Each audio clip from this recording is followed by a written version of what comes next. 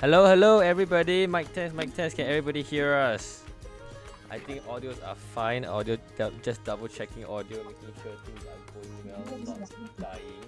Hello, hello, everybody. Mic test. What the hell is this? What's the audio? Okay, nice. Okay. Okay, everything's fine. Everything looks fine. All right, there's no tech issues this time for the first time. Okay, welcome everybody back to another session. Fix it. Hey, bro. Anyway, welcome everybody back to another episode of Outer Echoes Campaign 2. This is session 6. I am Zara, your Dungeon Master, and joining with me, I have our two amazing protagonists of the story, BK and CJ. Would you like to say hi? Nice. Okay, you know what? At this point, I'm not even bothered. Hello. Yes. What's Yes. All right. All right. Last week we had a rather short session, but this week we'll be going around and we have like around 1 hour plus, almost 2 hour session. Still keeping it short, but we're still doing weekly.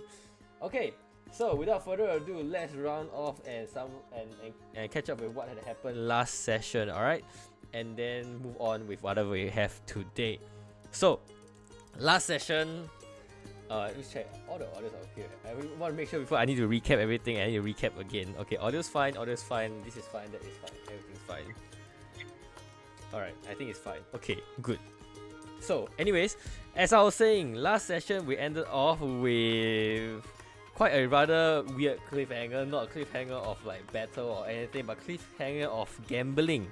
But, so, last session everybody met Guei Ling, and after Guei Ling told Smorf and Neighton about the missing children that has been occurring throughout of Sonomir for the past lot of years, they realized that through the list of people that have gone missing, a familiar name was written on the list by the name of Luhan Sindari, and their professor, basically Professor Luhan of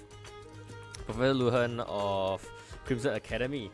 And for some reason his name is also part of the missing peoples, and apparently re-emerged years later without a single memory of what had happened to them.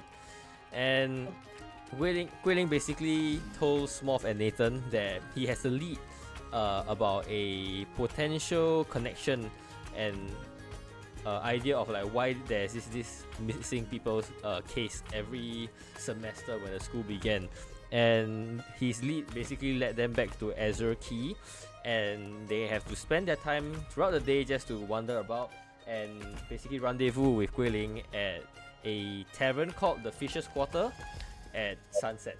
So, as they were wandering around, Smorf and Neighton basically, of course, took the opportunity to increase their earnings by going to the gambling den as per.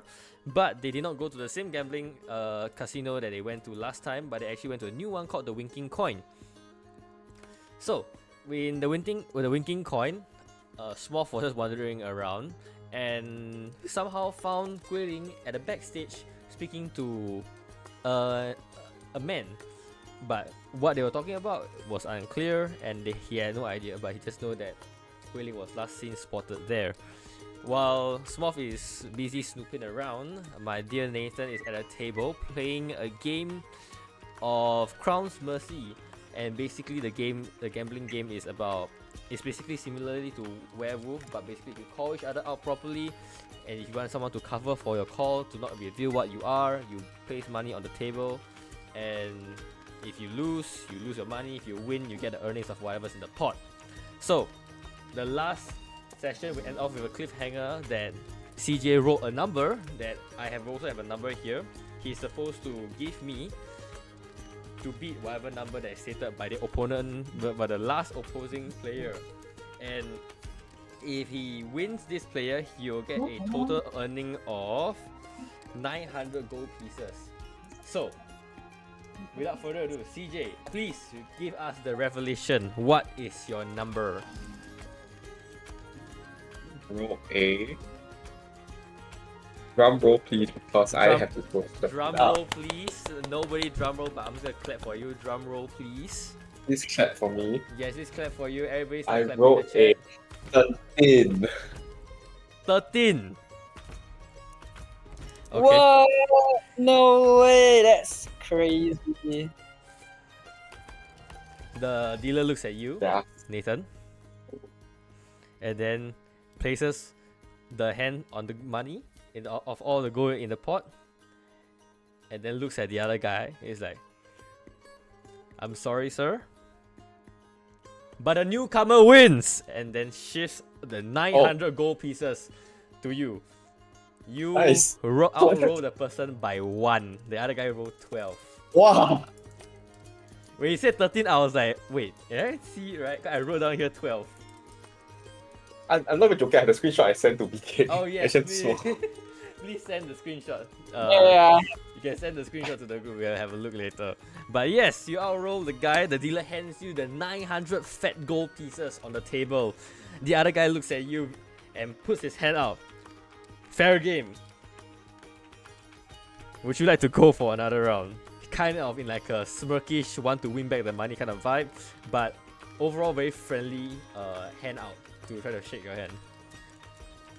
And look at my watch on my wrist. Double nothing, go for it.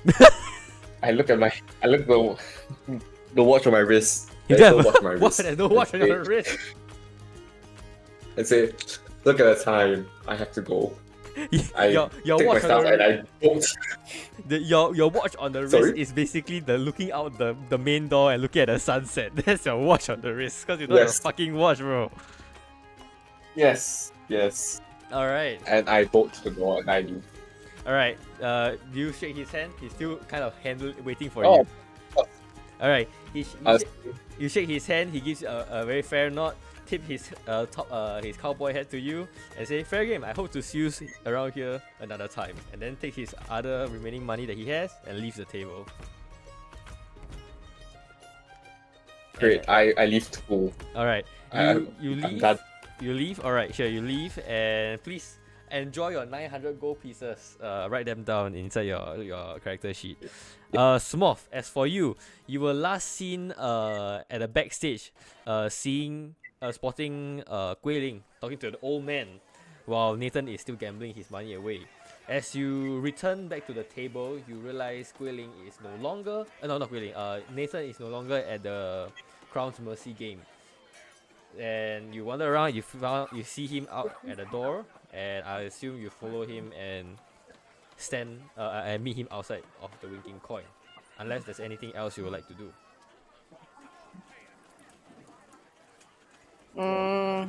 I mean, nah, I'm cool. Can head out.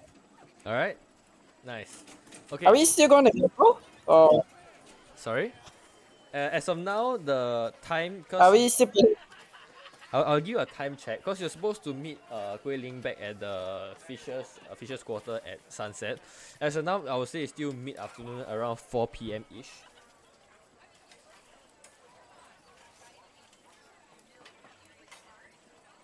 Oh wait, sorry. What time are we supposed to meet? Sunset, so I would say guesstimated time around 6 p.m. So you have around 2 hours to kill. Oh, okay, cool. So, Nathan was at the Winking Coin. Let me go check out the Chalk Alley.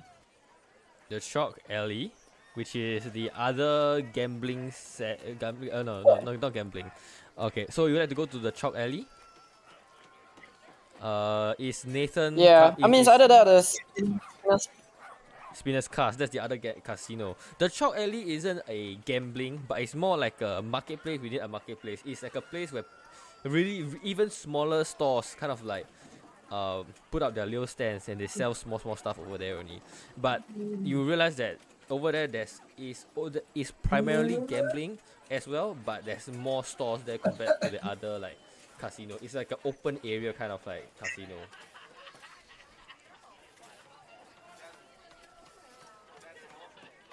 Okay, cool. Nathan, you know what to do, right? No, what the Yes, definitely. Ah, Definitely. all right.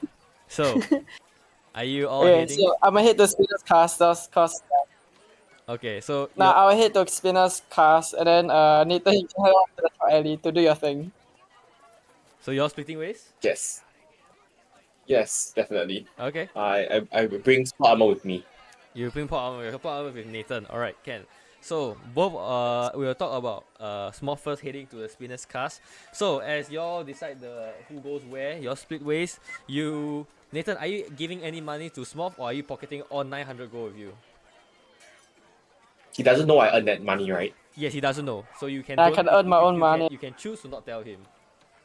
He doesn't know anything. Got it. BK, sorry, Smurf, you do not know anything. You ask Nathan whether he earned any money, he just gives you like a simple shrug and walks away. Right? So he heads No, I, towards. I, I, I don't. I didn't ask, man. Oh, you don't even ask? No, Alright, he sure. knows I. Oh, okay, Ah, sure. okay, sure. So you make your way to Yeah. the chalk alley and Smurf heads to Spinner's Cast. We'll talk about Smurf first. Smurf, you will make your way back to Spinner's Cast, a very familiar place where you first saw Nathan dashing out from with his winnings from the casino. You enter the Spinner's Cast. As of now, there's starting to have more people. It's near the evening, late afternoon period where people start to like close off work or like take some breaks already.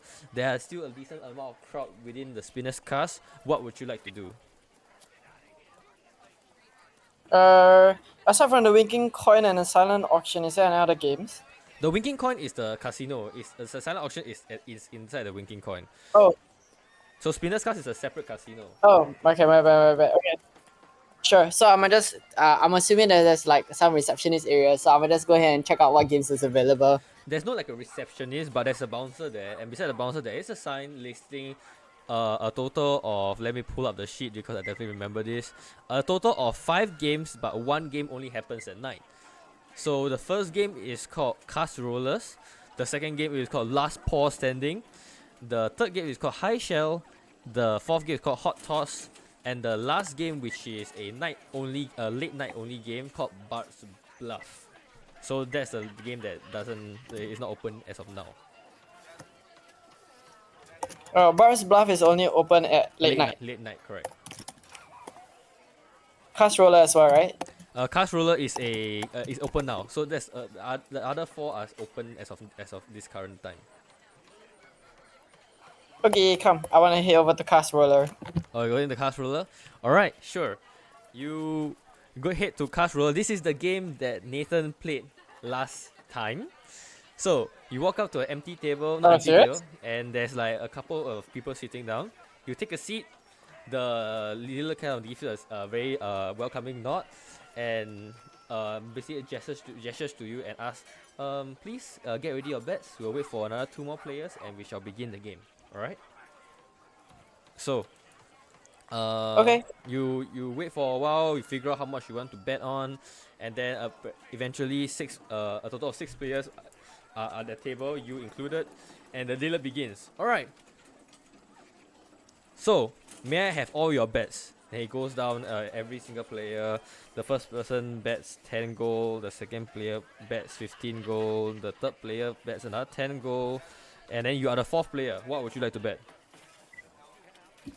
Yeah, I'm gonna go take it simple. 20 gold. Alright, 20 gold. And then the next player bets only 5 gold, and the last player bets also another 5 gold only. Alright, now we will like everybody to roll these 2d6. The first player will roll 2d6, and I need to take out my dice. Definitely not because I've forgotten where my dice is. Alright, give me a second. Alright. You can roll your yeah, my lagging.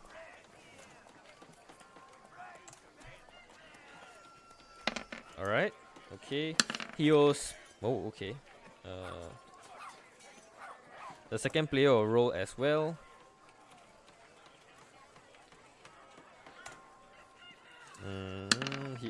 He's gonna spend he's gonna add another 2 more gold to re-roll his dice for a better number.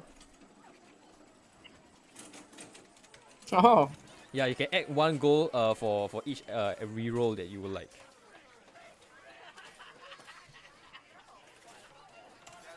Alright. Okay. Ooh, okay. And then the third player is gonna roll as well. Okay, and the next player is gonna roll as well. Alright, BK, your turn. What you gonna roll? Okay. I'll roll now. What did I get? 1 plus 6. Okay, I reroll the 1. You roll the Because right. I spent 1 gold coin. Okay. Yeah. 3. Okay, do I get to reroll again or no? You can choose to. You got one more dice to reroll. So you only reroll one. You can reroll the other one. Then you take the two highest number. Okay. Oh no. Okay, so can I choose to reroll that same dice or no? No, cannot. You can reroll one of the dice one time. Okay, can. Then this is the highest you can get already, because the other one's a 6. It's the highest number already. All right. So what's your number? 9. 9. All right. The dealer asks one by one. The first player reviews his dice. He also scored a 9. The second player reviews his dice. He scored a 7. Same. The third player opens his dice and also scored a 9. The fifth player opens the dice and scores an 8. And the last player opens his dice and scores a 10. So all Damn winnings it. as of now go to the last player. The dealer keeps all the dice and shoves the gold to the last player. And he asks anyone who would like to go for another round. Yeah, he got lucky. Another And round. Another round. As of now, the new player. So okay, so you minus 21 from your pocket just now, huh? So now everybody will start rolling Yeah, again. The now confident players and people that want to earn back will all chip in 20 gold per person. How about you? How much would you like to put in? 25. 25. One guy looks at you, Yeah. feeling the competition. He adds a 10. So he's putting in 30 gold now. Okay. Alright. So, BK, I would like you to roll your dice, please.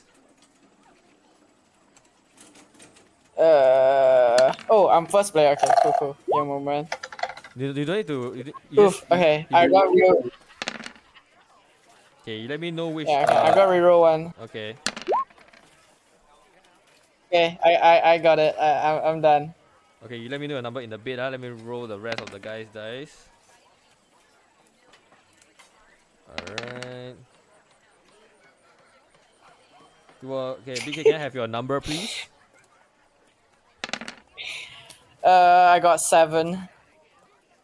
You got a 7. Would you like to reroll anything? Or have you rerolled already? That's already rerolled. So yeah, initial was 5. Oh, okay, so you got a 7. Alright. Everybody rolls their dice. Yeah. You see one of the guys toss 2 gold onto the pot again, meaning stating that he rerolled a dice. You also add additional 1 more gold to reroll your dice, correct?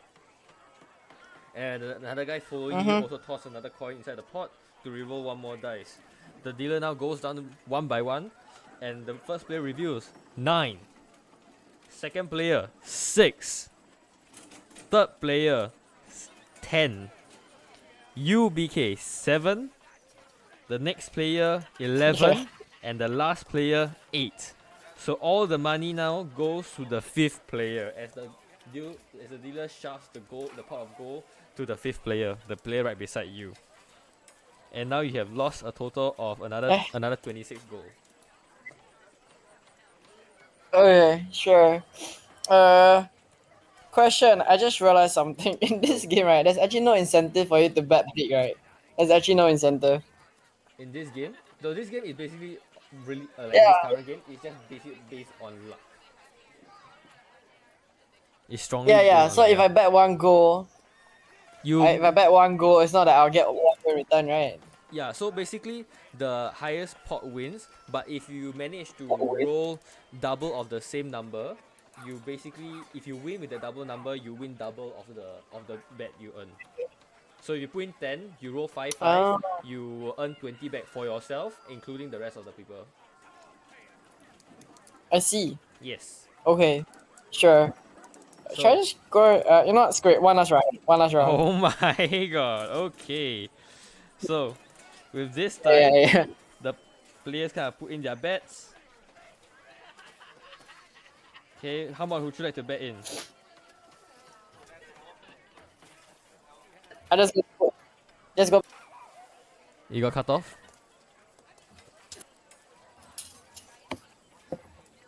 10. 10, alright. Hello, welcome to Yeah, the what's stream. it? You say hello, Yes. Sergeant, so I assume you know me from army. That's doxing, but sure. Alright, how much you playing? 10 is it? Are you rolling 10, my good sir?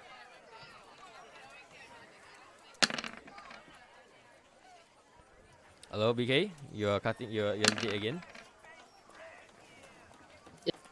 You're rolling 10? Alright, so, go ahead Yeah, and... my mouse stand, mine stand. Oh yeah, okay, you're cutting off. Alright, go ahead and roll your 2d6 and let me know the roll result, whether you add or minus later on.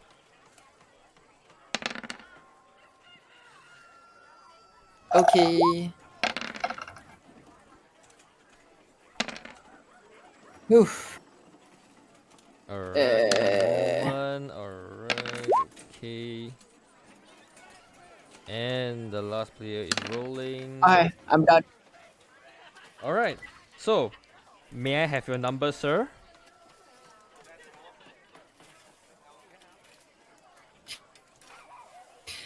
It's an 8.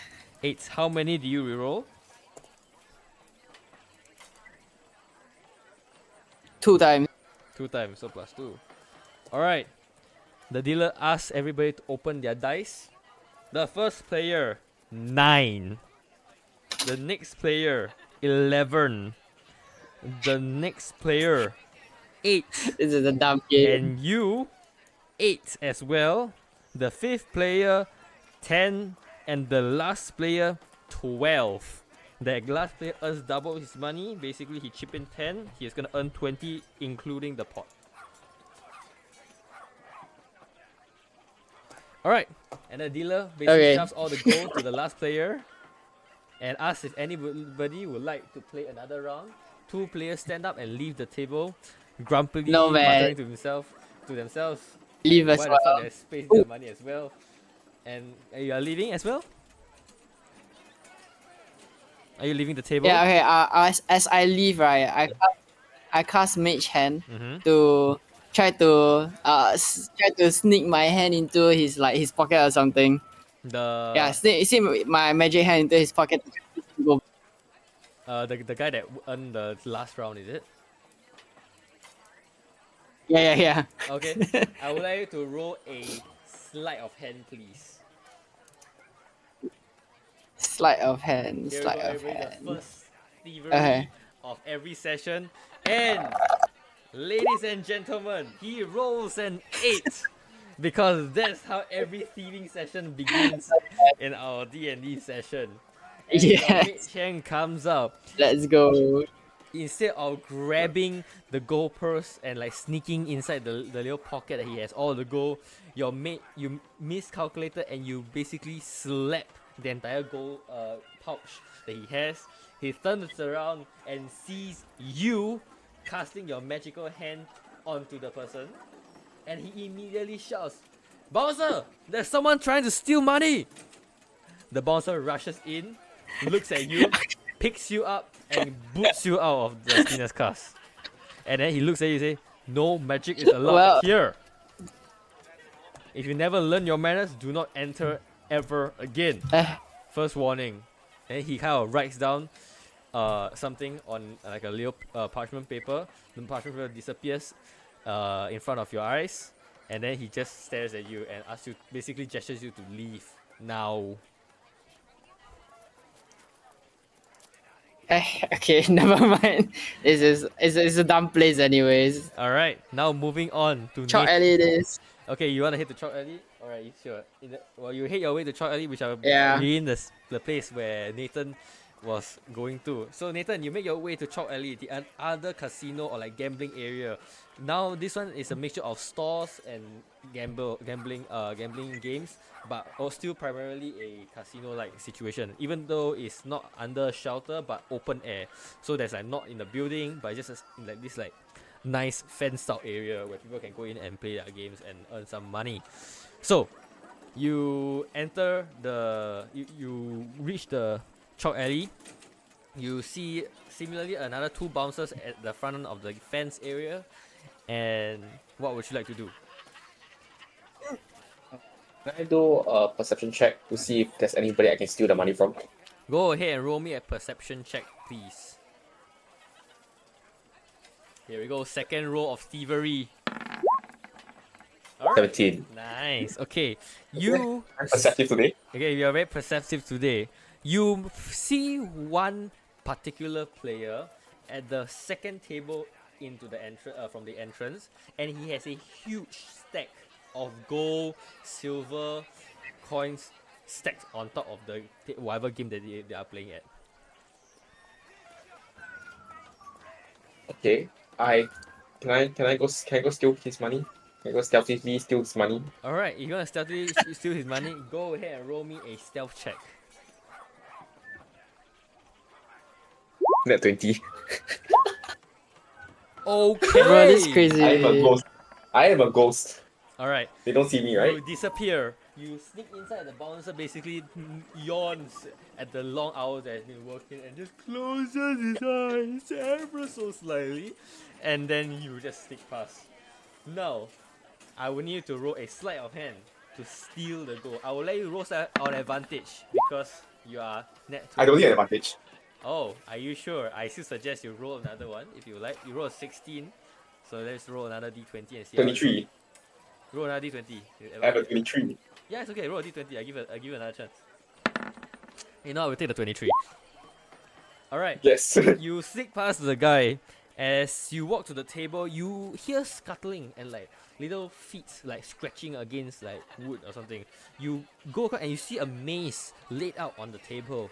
You see small little rats and like other lizards racing through the maze, running from one end of the table to the other end. You see people around the table chanting and like betting, basically like betting on like the animal that they're going for.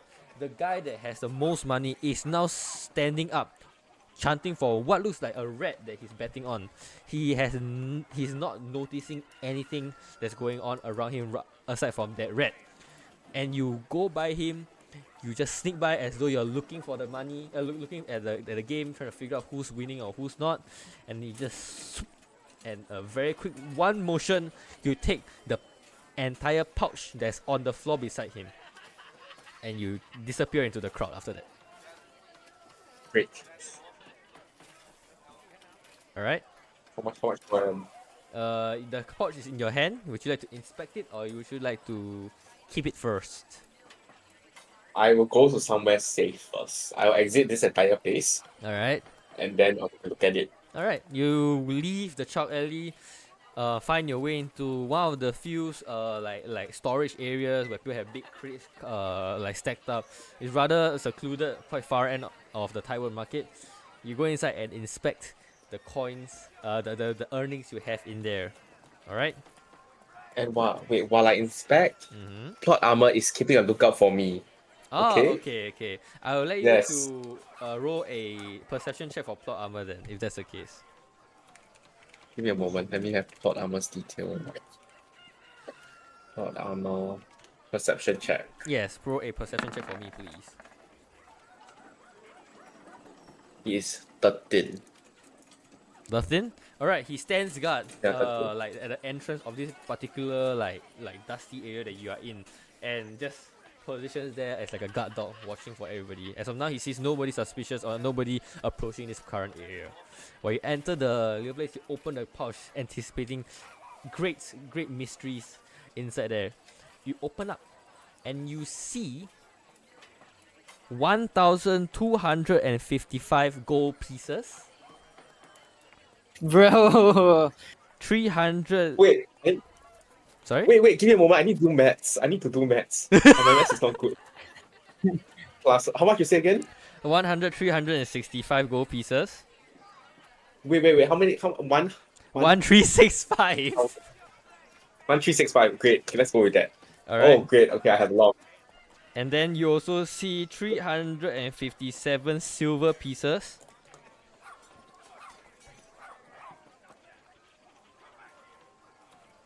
Okay. And then at the bottom of the, as you're scouring through, you find a small little notebook inside there. Can I read what's in the notebook, or am I able to like see the language? Sure. You take out the small little notebook. It's a rather pristine looking leather notebook. It has a particular engraving on it. not something you've seen before. It looks like a branching out tree from a rather like like a rock, like a oh, not spherical, but almost like a round rock off the ground. So imagine like a ground level, right? And you see a rock kind of like a boulder on top, and then you see like multiple like carvings like growing out of it, from the um what am I saying? From the boulder, and there's some kind of runic symbols all over that particular leather cover, but nothing too like special that you can figure out from it. You open a notebook, and inside were like ledgers, like money ledgers. If you can kind of like, that's the best you can interpret it from.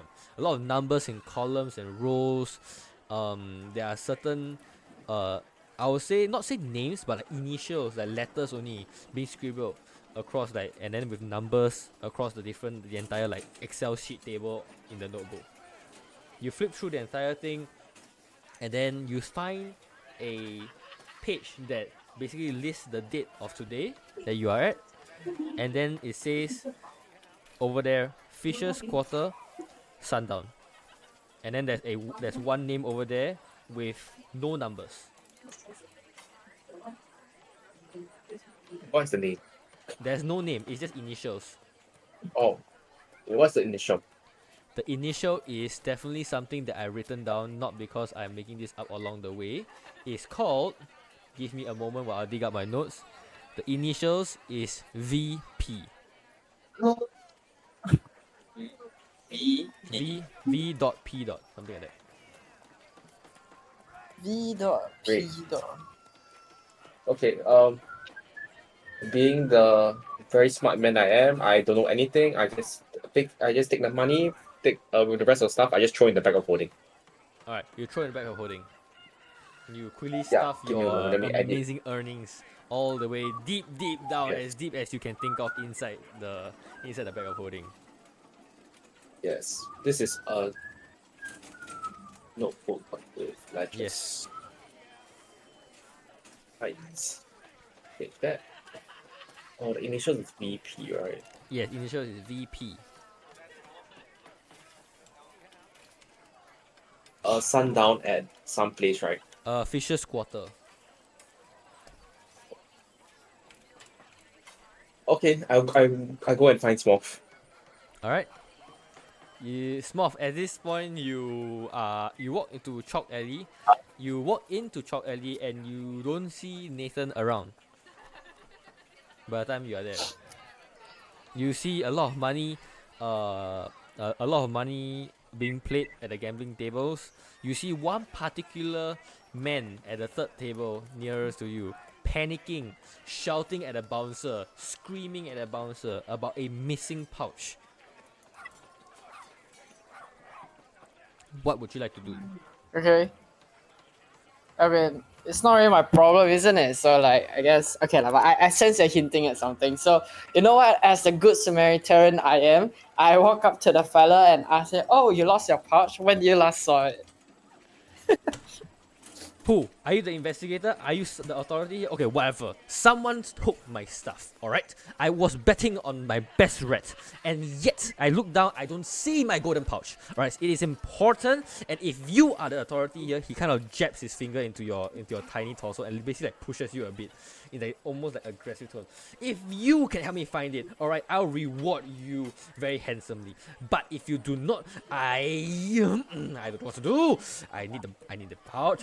He kind of looks back at the bouncer and starts grabbing the bouncer by the shirt and shaking him. The bouncer basically shoves him off a bit. Excuse me, I know you lost your money, but please calm down. We'll try to find it as soon as I can for you, alright? Then the guy kind of sits down, slams the money out. Okay. You see the gold pieces fly everywhere. He just looks down, looks worried at this point. The dealer kind of, at this point, shocked at this entire situation. He looks at him like, "Sir, do you still I don't want to play anymore, alright?" He stands up and he just walks away, and you see him sit at a bench at the corner of the Chalk Alley entrance. Okay, cool. So I walk up to the guy, right, and I ask him, "Okay, I'm actually an investigator. So where was your where did you last seen your pouch?" Yeah. I I was betting on my red. I said already. I bet on my red. I stood up, and the next moment when I sat down to put my earnings in, the pouch is missing. Okay, so basically the last place you seen it was at the rats area. Okay, so the rats area is currently at where is it actually? Is It's the third table it in basically. Spinner's cars? Yes, Is no, this no, no, no. It's doing? Chalk Alley. You're at Chalk Alley already. It's a third table inside. Oh, okay, can. So I walk up to Chalk. I went to the third table, and I want to investigate my surroundings just to like look around for any suspicious beings. All right. You mentioned so he tell him this. He kind of gives you like a very stern nod, but he never says a single thing. He just huffs and puffs under like extreme anger. You walk back to the third table. Go ahead and roll me an investigation check. Okay, come, don't fail me now. I swear. Damn it! Oh my god! This is a net 1+5. That's crazy.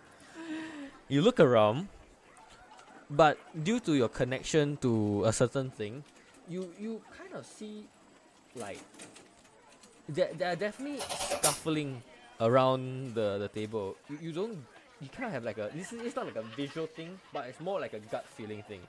You have feeling that there was definitely someone here, and there's someone came and left very quickly. It's like a gut feeling. You know that gut feeling where you don't see evidence, right? Your gut feeling is always just based off like whatever you feel. So you reach there, you kind of just get that feeling, but you don't see any like hard proof or hard evidence.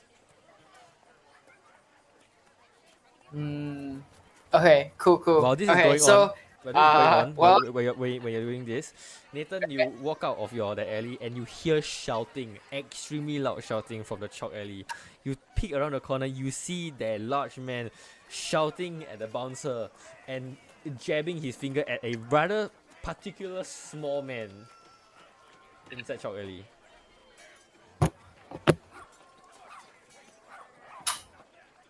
it's me. Wait. Yeah, he's waiting. So I see someone I particularly remember, right, from my past. You basically see Smorf. I wouldn't say someone's your part. It's basically the fucking Smorf, and you see the man you just stole from shouting very loudly and angrily at Smorf and the bouncer. How good is my deception? Figure out. I just Fuck around and find out. That's what I always I say. go towards it, and I ask Smorf, "What's going on?" You walk in at this point. Smorf Oh, is okay, already so- looking at Smorf. You're now at the table, right? All this happened concurrently, quite fast. So you already consulted the big guy. You are now at the table having the gut feeling, and while you're having this gut feeling is where Nathan stepped in and says hi to you, and kind of like meets you there. Okay, so I whisper over to Nathan, right, and share with him that there's this guy who seemed to have lost a lot of money. So let's try to find for this pouch, right, and then we just keep it for ourselves. So this will be the plan. So at the moment now, right, I'm the supposed detective. You're my partner. So let's do this. I turn to the guy and I say, "We will do our best to find the wallet." The guy kind of looks at you.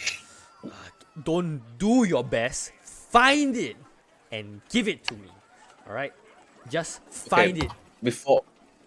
Okay, I understand they are very upset right now. However, I need more details. Can you tell me more about this wallet and like how much it has inside, or any identifying features we can use for investigation? Wallet? I didn't mention any wallet. You say a pouch. It's a pouch. Oh, okay. So yeah, sure. Yeah, okay. Then he says, this guy looks at it.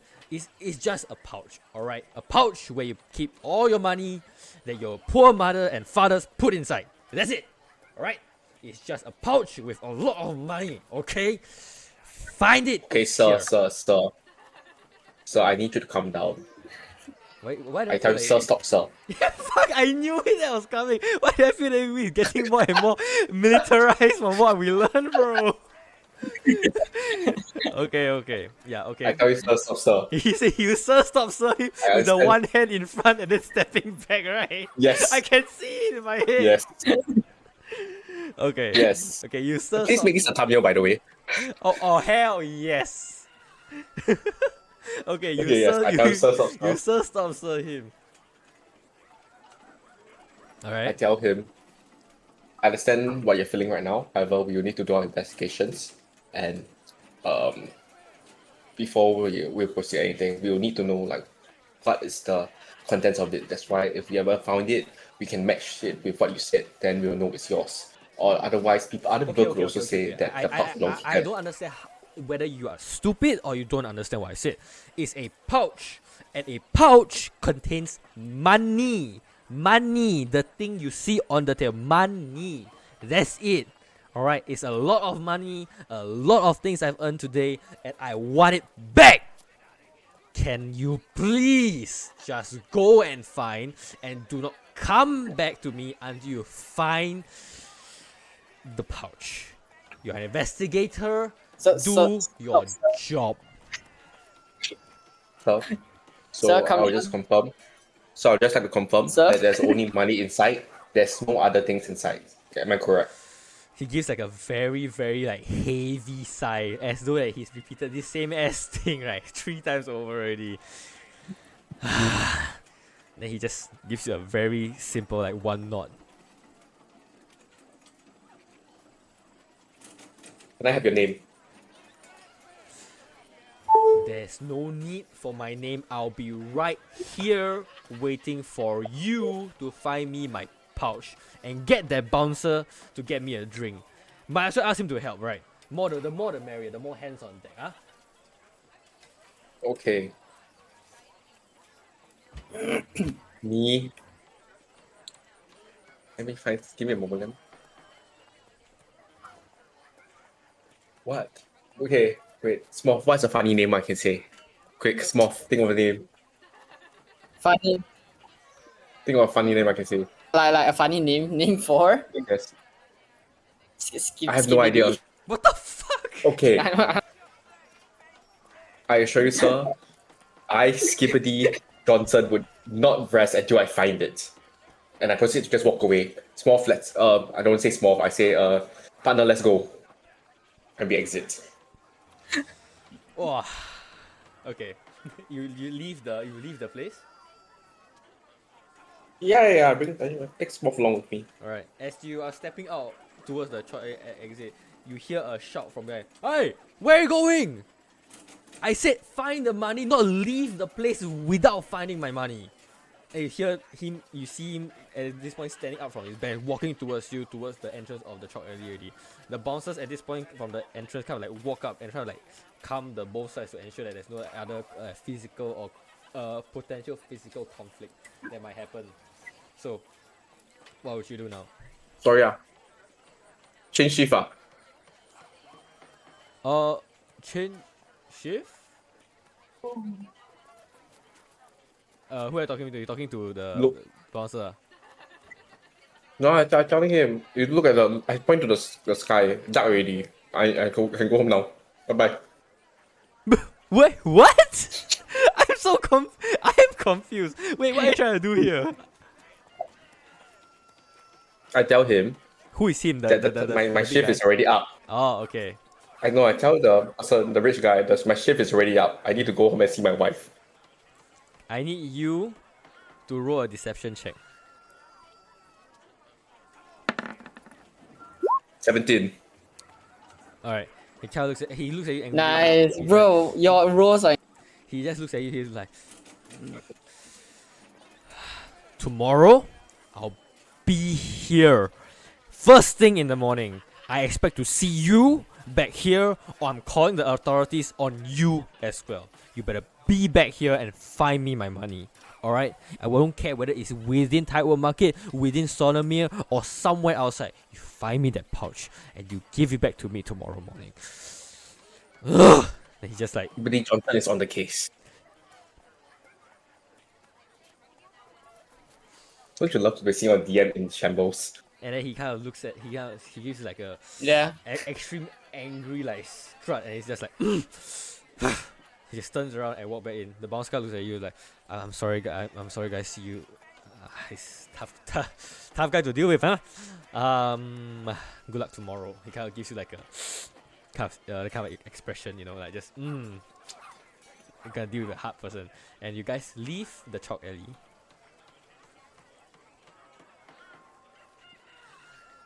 So, Okay. I guess we're going to the fisherman's quarters, right? Whatever that place is called. Fisher's Quarter. Mm-hmm. Yeah, fisher's Yeah. quarters. Yes. Alright. So, It's just called yeah. Oh wait. Hmm? Sorry to interrupt, but on the way of walking, right, I tell Smorf, I fill Smorf in on whatever happened. So at least he knows why I dragged him down instead of like continuously trying to find it. Because it's not my style to just leave, right? He knows that I want money. Okay, son. Small, how would you react to it? Yeah, I'll look a bit stunned when he first gave out the plan of like wanting to leave. But then as he explains, I smirk and grin, and then we just leave together, all cool and yeah, just cool. Just cool, just chill, Alright, Just chill, yeah. just chill, alright. Okay, Ken, at this point it's around like 5-ish already, almost 6. You make your way down to Azure Dock, and then you ask around to find where the fisher's quarter is, alright? You finally eventually find your name, and it's quite tucked out on the docks, like quite far at like a far corner, but it's still visible. There's signboard leading to it. You head to the fisher's quarter, and it's basically, how do I say? It's there's the sea level, correct? And then there's the level where the wooden planks and the wooden platform is for the sailors to dock on. That's the level where this fisher's quarter is built, and it's built into the wall of the docks. So above this fisher's quarter is basically the level where Tidewood Market is. So you are like one level below, like you are nearer to the sea level already. So that's where fisher's quarter is. You approach fisher's quarter and you find Guei Ling pacing back and forth, currently hooded in like this like makeshift like cloth sack over his head, pacing back and forth, muttering to himself about something. And in front of where Guei Ling is hovering, you see a signboard that is basically like torn, shot up, like really really broken wooden sign that says Fisher's Quarter.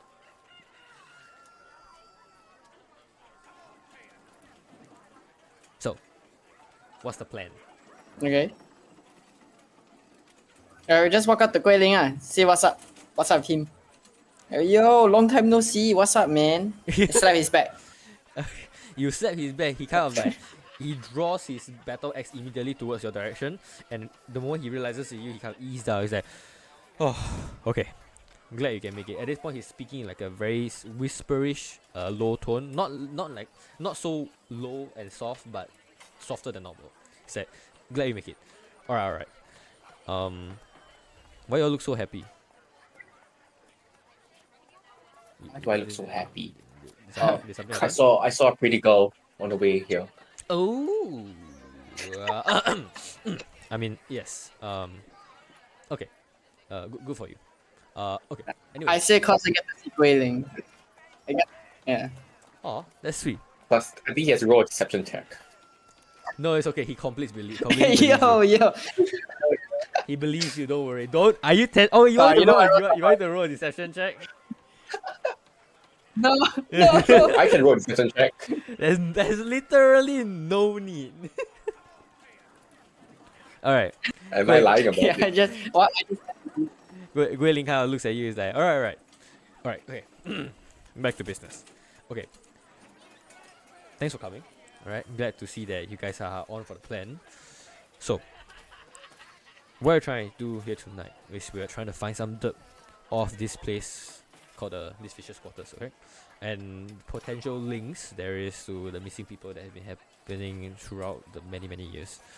Right. From my research, there are mines underneath Sonomir, and only the Amberwood district has access to these mines. All right, you guys know what the Amberwood district is, or do you want me to explain? Never mind. You know what? I'll explain. Basically, Amberwood district, industrial district goes to caves, find minerals, come back out for smelting and stuff. I think you guys get the picture. So it's like the industrial kind of like sector of Sonomir, alright? it would be great if we have a map.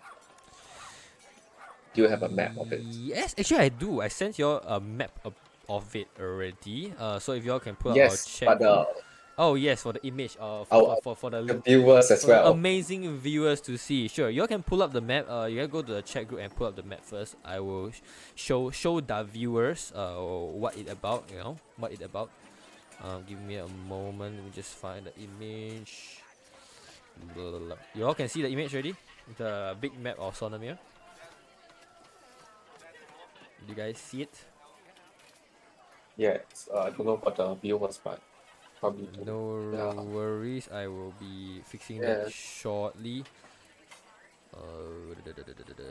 This. Okay, and boom. Right, sick. So, can the stream see? I think Twitch will be able to see, and I will be needing to. Boom. I will throw a big one out on TikTok as well. So this is just a brief one.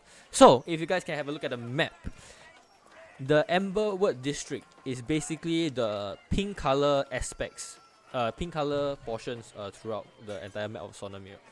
But the Amberwood district is primarily on the right hand side. The left hand side pink color areas are just like their reaches out across Sonomir. And the primary sector of where Amberwood district is on the right hand side. Or the pink color on the right hand side. Got it? Yes. Gots. Okay. So he basically mentions that so Guei Ling continues saying that okay, so yeah, access to the mines only through there. But from what I've known is all these people that have been taken, they have been taken underground. But because Amberwood district is quite well guarded, quite the important area of industrial place of Sonomir, all of that, there is no one that's able to go in without proper authorization. And anyone that does it otherwise are considered trespassing and will be brought we'll be dealing with severe consequences, if I may say. Alright. So there's rumored, and from what I researched, there are multiple secret passageways within this entire metropolis of Sonomir, alright? But none of it has enough proof compared to the one that is potentially here at Fisher's quarters. It's the most optimal place, am I right? It's like at the edge of Sonomir, close to sea. Anybody can just run out if they want to, and it's so far away from everything, right? So there is a potential passageway, all right, within Fisher's quarter. The plan is we will go in and we'll find the passageway without causing much trouble, all right?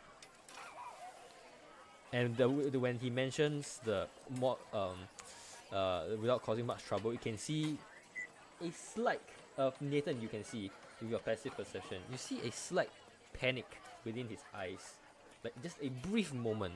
You feel that there's some like quiver in those words, right?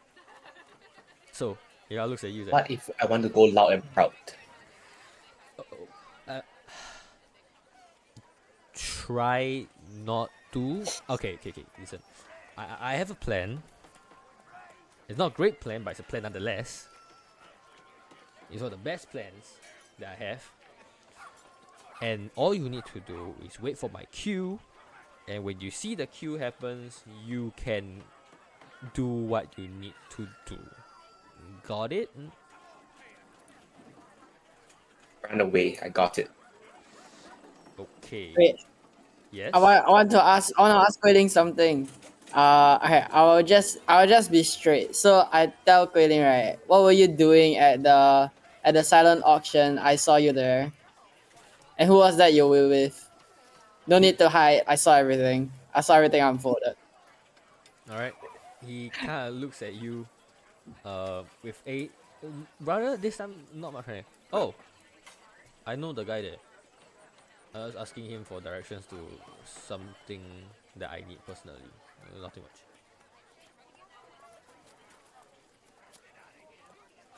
Bullshit. I heard that you guys were planning to do something that night. You want to roll an insight check to check whether he's telling the truth? That's normally how. Okay, yeah, sure. All right, go I ahead. what's the point, right? I just gotta roll a 1. Oh, 19. Let's go, 19. Let's 15. go. 19. Great. He is telling the truth. He knows the guy at the winking coin. Huh? Serious? Bruh, that's crazy. Fine, whatever. Damn it, what a waste to waste a high roll. Okay. All right. He's like, yeah, I know the guy there. I have some personal things, and when he said personal things, of course he doesn't really want to share that portion. You can sense it, but he knows the guy, and he's just asking some stuff for his personal things. That's it. That's all you can get out of it. Okay, sure. Sure. All right. I'll say sure, but I like squint my eyes at him in disbelief. But yeah. Disbelief. Okay, fine. I wanted to get this. Then he basically show you a very nice carved amulet. It's like a necklace, and at the bottom is like a green color emerald looking gem, and it's just I wanna get this for my mum. That's it. Okay. We cool? Have fun, I guess. Yeah. Okay. Yeah. Sure. Okay, you don't We believe cool, it, we right? cool. Then he takes the amulet and puts it on your on you, and then for that moment, you feel yourself like in like a this covered in this like warm sense of like a warm embrace. As you see like the green color For thing, me. as the green color thing, the green color gem kind of like glows, and it kind of like makes yourself feel very warm, very well protected. And then that green color gem at this point, right, shimmers in this like golden yellow look to it. There's like this within the emerald color, the center of it kind of like glows and glows brighter until the entire emerald colored gem becomes a goldish, yellowish gold color. Okay. And So then what's it actually? then he was like, he's like, alright, got it. He takes it off. Like, it's an amulet of protection. Alright, I want to give my mom when I'm traveling. I don't normally get her some gifts, so I know a guy that knows a guy that knows a guy for like a good price. You know, this kind of thing don't come cheap. So I know a guy that knows a guy that knows a guy at the winking coin, and he got it for me. So I went there to collect it for him, or for my mom. Right. Uh, Right. So okay. Cool. I'm, Cool. We cool. take this, and he just puts it into his like little sling bag. All right. Any other Okay, questions? just curious. Yes. Yes, just curious. How much was it? Uh, 8,000 gold. Oh, that's Man, it's crazy. loaded. Yes. Yeah. I know how many gold I have right now. how much gold do you have? He asked in like a very like sheepish, like embarrassed tone. I don't have no gold. I'm just poor. Roll me a deception check. Now I want to roll it.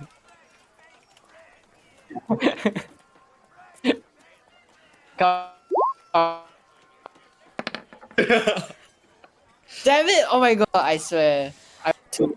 rolled two. You don't have to lie to me. You definitely have more than I do. He takes a pouch, he opens it and shows you. You can visibly see there are only 6 gold pieces in the pouch.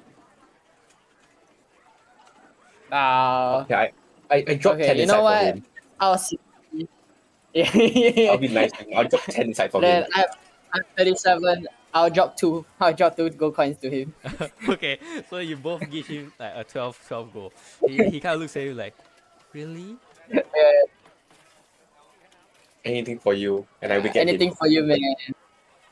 Yeah. And then he kind of gives you like a nice. And then I smack his back again. Then you smell his back. Then he just slap his shell. It doesn't really affect him anything, but he kind of looks at you like with a very grateful grin. He's like, oh, okay, thank you. All right. Shall we go in? I mean, can I cast Okay, find let's familiar go. and then send that person in instead? You wanna cast find familiar? Yeah, I mean, I can do that. It can be like the person in front, right? Then I Uh, can just follow his lead. mm, sure. Sure. You can go ahead and cast find familiar. Have you used your spell slots today already? Have you? You guys, No, you haven't taken a after. long rest. You have taken a short rest today. Well, Yeah. then I guess we're going in on our own. Oh, you how many have you Well, used we plot both armor, already? plot armor today. Plot armor is with No, but y'all we're not now. saying plot armor in front. We're not saying plot armor in front. Ah, but it's our plot armor. It's Okay, you know plot what? armor we Small people in say. I'm front. sure. Can, No, no. As I'm broke and I can't run fast. as No, y'all are but no. discussing like how to who goes first, Guei Ling comes like, guys, follow my lead, like I said. All right, I'll go first. You'll just follow behind, and we just play it out. All right, we play by ear. All right, is that cool with y'all? All right. If nothing else, okay. shall we go? Okay, cool, cool. And If okay. he insists. All right. As he takes a deep breath, he takes off his makeshift hood, postures himself properly, like sheaths his entire battle axe on the, like this little attachment sleeve on his shell. Opens the door. You can feel like you can feel the boot kind of like crack a bit. As you all enter the fisher's quarter. And with that, we shall take a short break first, and then we shall continue on with whatever the fuck's gonna happen within the fisher's quarter. Alright? Okay. Alright. Quick break. Quick break, 10-minute Okay. break, everybody, and then we will return swiftly with the remaining 40 to 50 minutes of gameplay. Alright, we'll see y'all back in 10 minutes.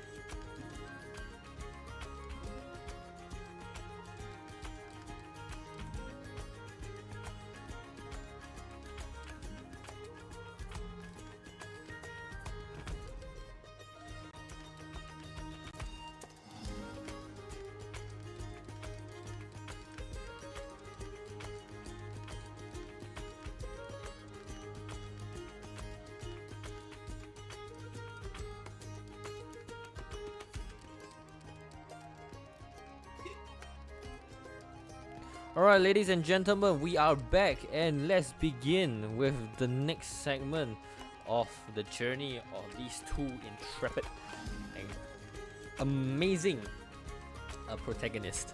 Alright, now, before the break, you all entered the Fisher's Quarter together with Guei Ling. You all enter the Fisher's Quarter. You see a lot of sailors lining the desk, the tables, eating whatever is counts as food, drinking beer, doing simple gambles with coins of silver on the table. A lot of them slamming with arm wrestles, and like some brawling with each other. See some of them cheering. Very rough and tough kind of a place. And as y'all slowly walk, following Guei Ling down past all the tables and seats, some of the sailors kind of look at you with like the stink eye, and just kind of like give you some give you a simple nod, some give you the stink eye. It does give you a sense of unease, but not hostile in a sense. So so as you travel, the stench of the sea is like, you know, the sea water kind of smell, like the rotting fish and the fishy smell, all those, right? Like slowly like overwhelms your nose. You can feel that stench deep inside your nostrils. And as Guei Ling leads you down to the front counter, and you guys see an elderly man, not say very elderly, not hunchback elderly, but rather old man, cleaning one of the plates and back facing y'all. And Guei Ling kind of walks up and is like, "Vinyl, how are you, old man?" Then you see the old man just turns around with like this extreme anger in his eyes. He's like, "Piss off! After what you did last time, you dare step foot in here and ask me how I am? A single word, one word, and this whole guild throws you into the pot and have you for dinner." And the moment you see you hear that, the entire cheer and like a commotion within the entire tavern just not the tavern, this entire Fisher's Quarter just goes extremely quiet. And every single person, you can just feel like everybody's eyes are currently towards you. Every single shout, every single cheer, not a single scrape on the plate of food. No one slopping, no coins dropping, no brawl happening. You just feel the entire environment just tense up as everybody is kind of looking at you. Guei Ling kind of like takes a deep breath, like, alright. I'm sorry, Vinny. I didn't mean to do that, man. I know it was bad for business. Bad for business? You set off a bomb! You blew up me hole! There's a hole in the roof! 12 good men. 12 good men died because you brought that thing here. Alright? You can see him pointing to the ceiling, and you can see an actual crater, like an inverse crater on top of the in the ceiling, where the foundation of stonework kind of like basically cracked and basically has this giant hole. You realize the floor around it, a lot of the wood is actually pretty new, but compared to like the other areas that are quite worn out, seemingly newly replaced wooden floors. And Guei Ling was like, okay. I'm sorry, Vinny. Alright? Can we just let the past be the past? The guy that he's called Vinyl, he's like, "What do you want?" And the moment he says that, you can hear the commotion kind of like goes back throughout the entire Fisher's Quarter. Everything seems to calm down for a moment. If there's nothing, get out. It's kind of important. Can we please talk in your office? Not without the 5,000 gold pieces you loaned from me yesterday. Alright? Pay up, and then we'll talk. Then Guei Ling kind of gives like a very troubled look lah, and he's like, "Come on, man. I'll give you your 5,000 gold back. Alright? I needed it for something important." Okay, give me the money, or we will not talk. All right, end of story. If you want to order something, get something. If not, get out. Then Vino kind of like turns around and like walks to the back of the counter to like the kitchen area. Guei Ling kind of gives like a long sigh, and then like, come on. He ushers you all to one of the seats and tables, sits down. He waves at one of the sailors, which apparently is a waiter, and you can see the person that walked by.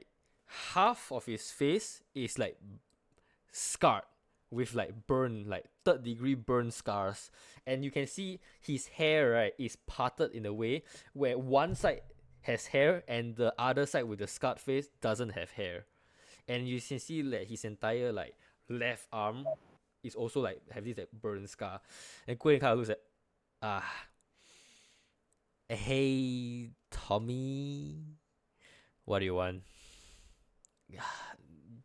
Just get us 3 ales. Fuck you. He turns away and walks out. Queen kind of like gives like a nervous like smile and tough luck, eh? But we do need to talk to Venel. I kind of blew up the place last time by accident, so it's not really in the favor to really ask of much, Y'all got any bright ideas?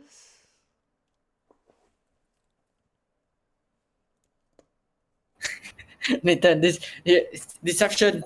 Go. You don't know what to use deception on. I don't know. As you guys were as I asked you, right, the guy that he called Tommy basically slams 2 ales, like wooden mugs, like 2 ales on the table, and takes the last one and splash it onto Guei Ling. And after he splashed the ale, the entire like beer all drenched all over Guei Ling's face, he throws the mug against the wall. It's like, fuck you, and then he just left again. Guei Ling kind of sits there, takes out a napkin from his from his like little sack sling bag, wipes everything off, and he holds like that amulet he has in his hand, and he just puts it back into the bag. All right. It's just get past this. All right. I'll go get myself another drink. You'll see if you can think something out. All right. He stands up and then he walks out of the fisher's quarter, leaving the 2 of you at the table. So, Bruh. what would you guys Okay. do? I would like to look around my surroundings. What? I mean, don't you want to, do what you do best, Oh. when there's people, In a place where people are really suspicious of us. Why not, right? Okay, you know what? Yeah, Investigation check. Go big, go home, right? All right. Let's go. What would I do? Can investigate area first? Not investigate, but you do a Yeah, perception yeah. check. Go ahead. Both of y'all want to do it, so both of y'all can do a perception roll. Okay, sure. It doesn't matter if I roll, but sure. Perception. Oh, my perception is not good this time. It's on you. Oh, okay. It's my time. Hey, 12. It's your Okay, time, Shine. 12. Nathan, as of now, your mind is still like, kind of like not here, not there.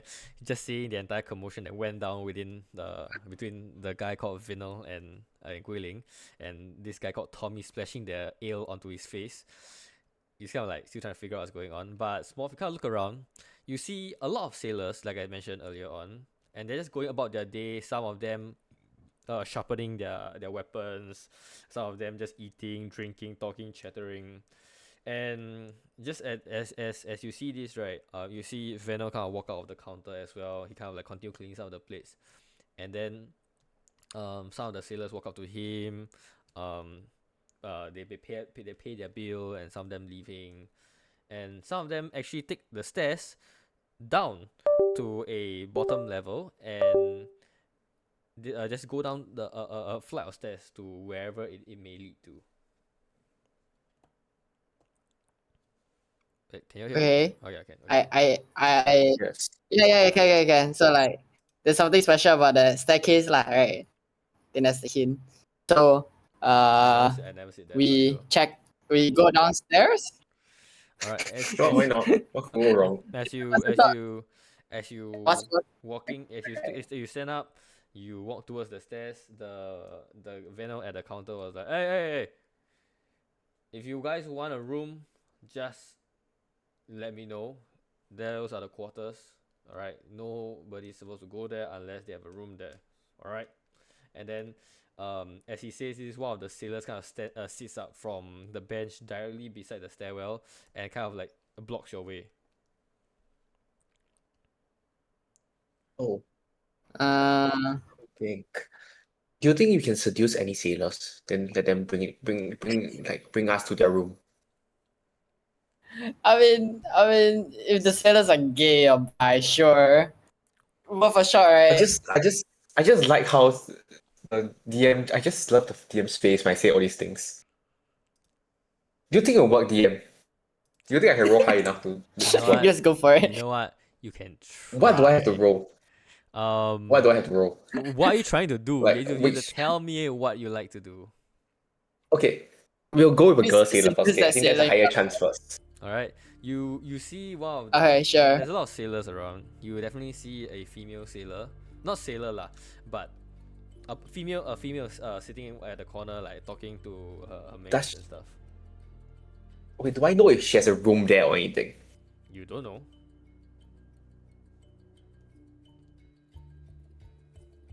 Should I go with a guy sailor? I think it's higher chance, right? That he has a room there. I guess so. I think would it make sense, right? Would it be a smarter idea if one of us somehow like distract or something? Would that be a better idea? We don't know who's going to be downstairs and if they're going to recognize us. So if we distract, even when we go downstairs, Yeah. they're going to call us out immediately. And it's a tight, narrow way. We are going to get killed immediately. So we have to go down there. That's Someone true. leading us down there. But how? Okay. Okay, so what is this one of the guy sailors? I mean, seduce the one that yeah, looks the prettiest. I seduce the one that looks the prettiest. Looks like what? The guy or girl? Prettiest. Fruitier. Okay, sure. You definitely see a lot of men like really muscular tattoos of anchors and like spears, a lot of like battle scars all around their body. They're all wearing like tank tops or roll up sleeves. They're all very very rather muscular. But you do see this one particular sailor talking to one of his mates in a much more like relaxed form compared to the more rough and tough kind of outlook of the other sailors. You don't know whether he's gay or not, but I'm just saying that he looks one of the most how do I say, modest looking sailors Okay. in the place. Do they happen to have a stage there? No. Right, so it's a very very tight like little like tavern entrance or like this like shop. The moment you enter, right, I would say it's just about like 20 meters deep and like 10 meters wide, and the tables are just like crowded around, and the entire place, right, is like, because it's dug into the wall, so the foundations on the side are just simple concrete, and you can see kind of like dirt and cracks in between, and the roof above, right, is basically the pavement above. So above this place is basically where the level of Taiwan market is. So this thing is like underground. It's like dug into the ground. So that's why the I would say the accommodation is another level below. It cannot go up, because if it goes up, it goes to the surface level already. So it's a very rundown area. The only thing that's lighting up this entire place is like little lanterns that hang throughout, but everything's like rusty, dirty. There's cobwebs around the corners, dust everywhere. It would what you would call like a 1-star hotel or 1-star like motel situation. It's not a good place, but it's definitely good enough for people that are tired, especially like these kind of sailors, right, to rest up and just have a simple night's rest rather than sleeping in the ship or their boats and their workplace. It's like a place for them to just chill, relax, and then just move on with the next day's work. They don't Oh. really stay here for long Okay. because these kind of sailors kind of come and go. Every night they come in, they clock out, they come here and rest. Or if they want to come here and rest, eat up, rest for have a good night's sleep. Next day go back to work and then they check out already. Basically, that's how this entire like Fisher's Quarter kind of, sounds like. Okay, then I bring Smorf along with me to the guy. All right. My opening line shall Okay. be: have you ever done it with a gnome before? Yo, what? That's crazy. The guy at this point is in mid conversation with his mate. Then he kind of looks at you with like this very very odd and suspicious grin. Not grin but suspicious look. He just like, excuse me, do I know you? You don't know me. The question but is, I who can- do you want to know me? Oh Bro, yeah, what go with that the instead. fuck? Do you want to know us? The guy, Like, I wink at the guy. you wink at the guy. His buddy at Yeah. this point kind of like pats his shoulder, and then he just good luck, and he just stands up and leave. Then the guy that you're talking to kind of like gestures to you to have a seat. You're to take a seat? Question mark. Oh shit, he's actually interested. Okay. I put Smorf on his lap. You, Yo, I just carry Smorf and just put him on his lap. when you put do I get any say in this? you would No, you don't. you have a say. You just not telling me what you do. So I'm just gonna play along as this goes on. All right. So you I want to see how this goes. you I want pick to up you pick up grand the scheme guy, of things. and I pick up Smorf and you put it on this muscular guy, and the guy kind of gives like a awkward smile. You can just maybe get a hint, just see a slight blush across his face as you do it. Oh no. And then he kind of looks at it as like, and he kind of, Smorf, you're sitting there very awkwardly. He kind of like pets you like a dog on a lap, across over the head. Kind of gives you a nice pet, and he kind of looks at Nathan and gives a very very like stern and but rather calm voice, and it's like, how much? Yo. Do you want to discuss this somewhere quieter and more private? Then I my head gestures to like the underground area. And then he kind of looks at you like, Yeah. sure. And he kind of stands up and basically baby carries Smorf up like a child. But instead of like putting him face towards his chest, he kind of carries him with one hand and continues stroking Smorf's head as though it's like some garden gnome pet situation. And he stands up, he's like, follow me. Then he ushers to the guy that is like blocking the way to downstairs. And the guy kind of like looks at Smorf, looks at you, Nathan, gives Nathan a wink, and then lets the three of you down. As you go down the steps into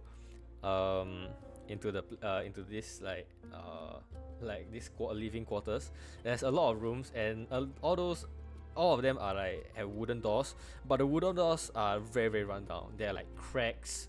There are some of them basically not fully locked. You walk past multiple people, you see people inside. Through the crack, you can see some of them just sleeping, resting, some of them organizing their stuff, some doing whatever erotic and exotic business they want to do in their rooms. And you guys make your way to one of the rooms near the end, and he kind of opens the door, enters. You see, even though for the exterior, the accommodation is rather clean. The room is swept clean, dustless. There's a nice ceiling lantern overhead. There is what looks like a air vent, like an air duct, right? And you can feel wind blowing in from it. So there's like some kind of a form of like ventilation within this underground homestead. The bed is rather clean. I would say the best size is like a single size, a single bed, and closet and stuff. You see he sees some of his writing materials on the table, and yeah, he enters and he stops you at the door. Stops you, Nathan, at the door while still carrying Smorf and continuously petting him. And he asks you. I'm not paying back. And as you pet him back, you can ever see this slight blush across his face, and he like pushes your, because you're wearing like a hat, right, like a cone hat. He kind of pushes it back a bit and gives you a slight kiss on the forehead, and he looks at Nathan and he was like, "All right, so let's talk business. How much for a night with this sweet young gnome?" And he kind of like, as he says it, right, he takes his finger and like kind of like goes down your cheek as well as like adoring you very ever so nicely. Are we jumping on him yet? Oh, Are we doing it yet? No, don't. Please trust me, okay? Trust me, Small. Okay, I got this, okay? Okay, I'm Okay. trusting you with it. Well, he doesn't come cheap. He has yet to have a first. I hope you'll be gentle with him. But for his first, I would expect nothing less than 1,000 gold pieces. Ooh, cheap price. I don't know what the rates are, to be honest. What do I feel like? Cheap price, sure. 1,000 for a night. I can afford it. Alright. Then he kind of like, You can afford it? Well, he kind of like okay. does what looks like a mage hand. A nice magical hand appears, apparates beside Smorf's head, and he kind of swoops down, opens the drawer, and he kind of gestures and he takes like a pouch out, and he's like, "Here, 1,000 gold." As he opens the drawer, you see multiple pouches, as though 1,000 gold has been pre-packed properly for occasions that may or may not happen. He takes one pouch and sets it on your hand. see. Okay. I'm 3,000 for 3,000 gold. Okay. Alright. Okay. So And then at this point, I would say, okay. So he just passes me the gold, right? yeah, he the mage hand kind of like puts the gold in your hand.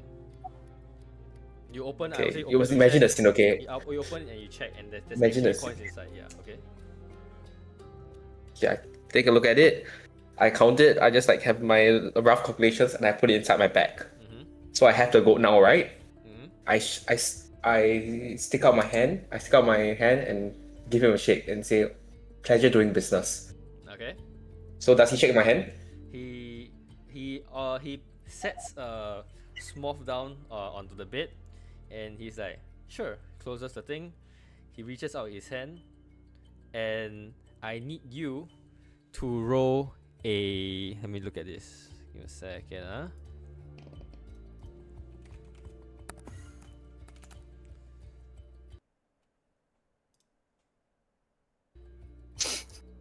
Give me a moment. So I got some saving throw later in the end. I have a plan, okay? Yes, I am gonna do something. So if I disappear, right, if my gnome gets violated, right, you watch out. Alright. I need you, Nathan, to roll a wisdom saving throw. Oh, that's not good. Oh, net 20. Alright. Nice. The the moment he grasps your hand, you feel a sudden surge of like stiffness, like your body you can't control the way you blink. You feel your mouth like moving in a way it's not supposed to, your muscles tensing in a way that it is not meant to go in a certain way. It's not like natural instinct movement. It's just suddenly like as though you're controlled by something, and then for a brief moment you just muscle through and you just and you just feel you are able to go back to how you are already. And for a brief moment as you do it, he feels rather shocked and stunned, and a hint of panic kind of like crosses his face. Okay, so he does that, right? He just lets go of my hand, right? He's still holding on to your hand as of now, because this thing is like happening at the same time, but he realized that it's not working, and he just like, you can see ever so a slight panic across his face. I give him a nice smile with my other hand. Mm-hmm. I pat his back and use shocking grasp and say, "Nice try." Okay, does shocking grasp require anything? No, it's cantrip. Yeah, but like, does it require anything? Like saves or? Like, I don't think you need, right? Because as long as you got No, nothing. It's nothing. Okay, go it's ahead. As long as it can be a range attack or. Okay, go ahead and roll damage, because I will say you confirm hit. You're holding him by the hand and the shoulder, and you have advantage. So roll 2d20, No, you don't have advantage. You already got a combo hit. Go ahead, roll damage. No, I can roll is a sneak attack though, right? Since you won't expect it. Yeah, sure. It's a sneak attack, so you can add a sneak attack on top of your shocking grasp. I add a D6 or so. You do turn it on because I think sneak Oh. attack allows you to you can turn on your sneak attack and then just roll your shocking grasp. Can do that. No, I can't. Give me a moment, let me think about this.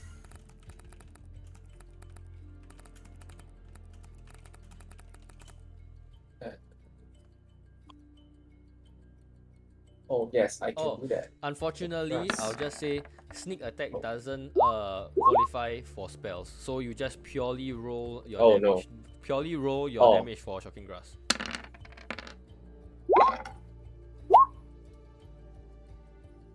Six.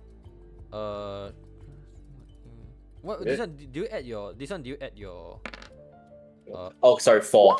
Sorry, okay. four. As you grasp him, right, and you give him that nice grin. A blue surge from your eyes streak down your chin, down to your neck, down through your arms as you electrify the shit out of this guy. You feel him spaz out of control, and you see like this ever so light smoke come off his hair, and he just. And then you see him fall back, like a slam back onto the ground, and you can see his muscle ever so slightly twitch as he lies not unconscious on the ground. Okay, first thing I do, straight run to the cabinet. I open the drawer. I take all the money. I take all the pouches. You open. I go to the door to keep watch. Okay, you go. The moment you go and open the drawers, you go and grab the pouch and it disappears. It fades through your hand. Oh, he's a scammer. Bro. I take his clothes instead then. You strip him down. Yes. If he tries to scam me, I will make him embarrassed. All right. I'll take all his clothes, everything, all his belongings inside. So there's no belongings already.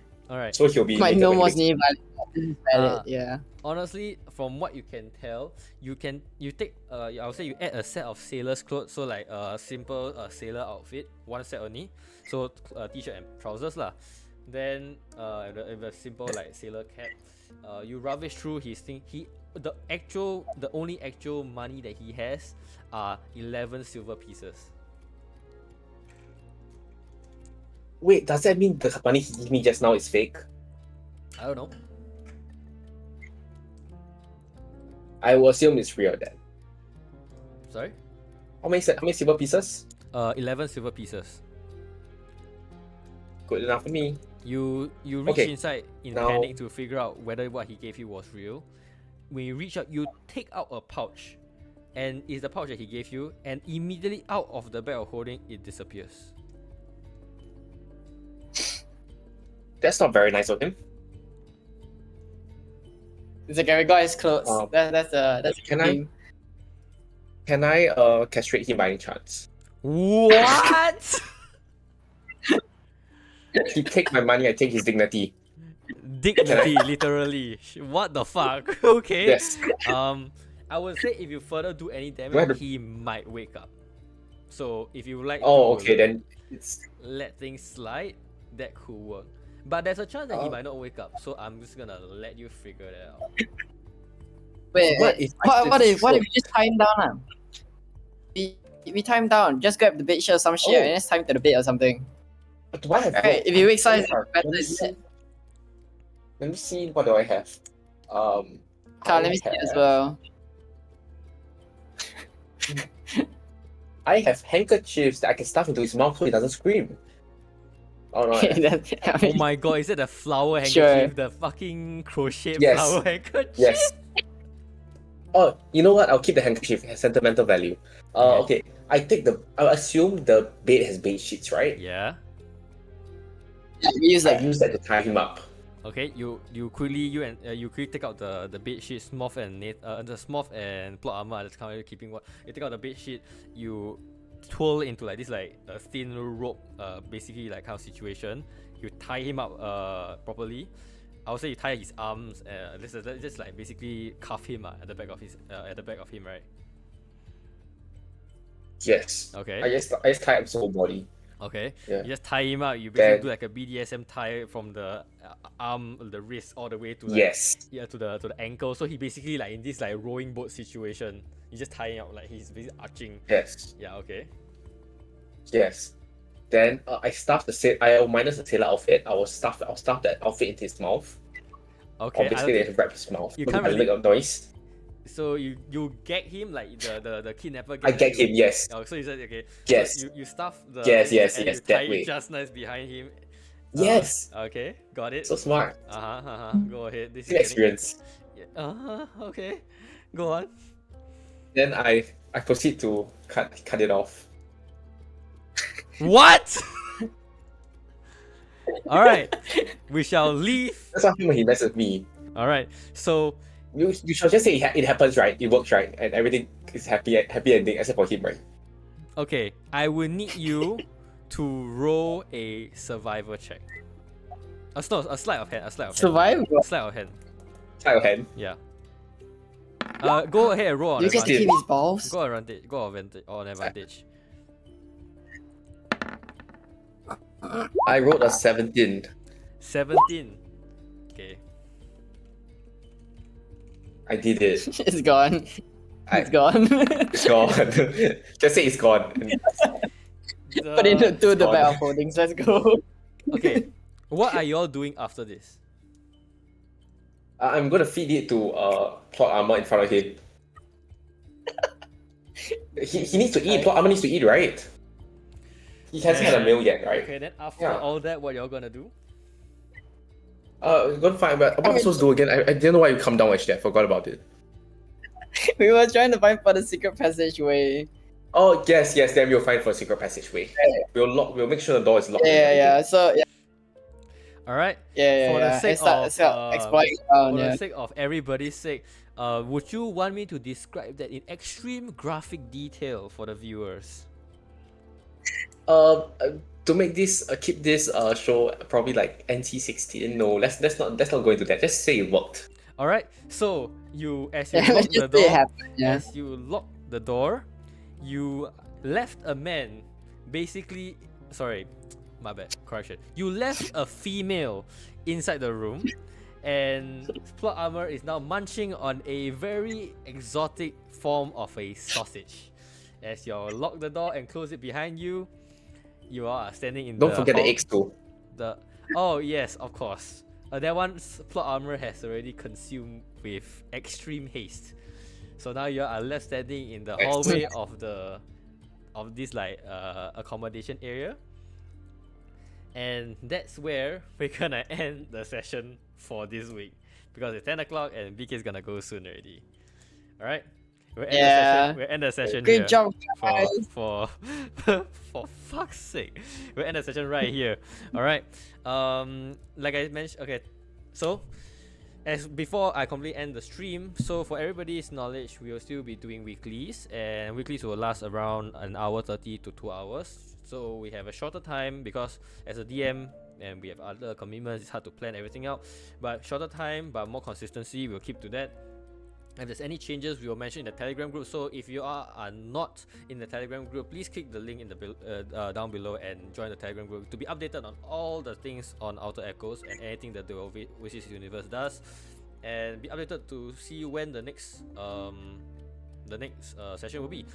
So with that said, I would like to thank everybody that came to join the stream today, and new followers if there are. Thank you for coming, and yeah, we will see you all in the next session, which will most likely happen next week. So thank you everybody for coming, and yeah, any final words from our amazing castrator and Smorf? Yes. No. I'm just. Don't speechless. scam people. You know what? Don't scam people. Yeah, don't okay, guys. Yeah. Yeah, That's guys, all. stay Sorry, safe. guys. It's an actual advice, but the worst delivery ever. Just don't scam people, alright? Or you'll get what Nathan does to the guy. Sorry, to the woman. So Yes. anyways, thank you everybody for watching another session 6 of Outer Echoes, and we will see y'all in the next session. Bye. Bye bye. Bye.